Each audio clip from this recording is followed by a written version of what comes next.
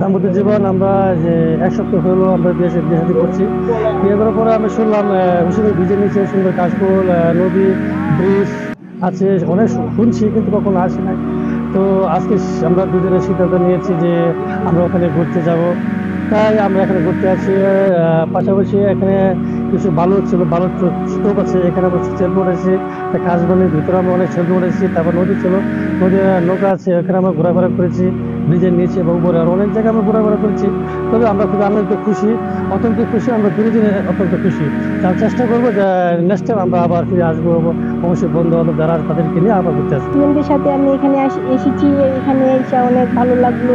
এখানে আবার আসবো, এটাই অনেক অনেক আমার ভালো লাগছে। এখানে কাশফুল ফোটার পর থেকে সবাই আসতেছে দেখার জন্য। সকাল থেকে সন্ধ্যা পর্যন্ত দেখতেছি বিভিন্ন জায়গা থেকে মানুষ আসতেছে দেখার জন্য। আইসা আপনার ঘোরাফেরা করতেছে, ছবি তুলতেছে। তো বিষয়টা অনেক ভালো লাগে আমাদের কাছে। ভাই আমরা বন্ধু বান্ধব মিলে সবাই মিলে আসছি গাছ বাগানে দেখতে, অনেক সুন্দর পরিবেশটা। আসলাম, আইসা দেখলাম যে আসলে এখানে গান গাওয়ার মতো একটা মুহূর্ত। এই কারণে আমরা বন্ধু বান্ধব সবাই মিলে এখন গান গাইতেছি এবং মজা নিচ্ছি। বাংলাদেশের 6 ঋতুর মধ্যে শরৎকাল অন্যতম। ভাদ্র, আশ্বিন এই 2 মাস শরৎকাল। তো আমি বলবো কাশফুল শুধু একটি ফুল নয়, এটি শরতের এক অনন্য সৌন্দর্য। তাই আমি দেখতে আসছি।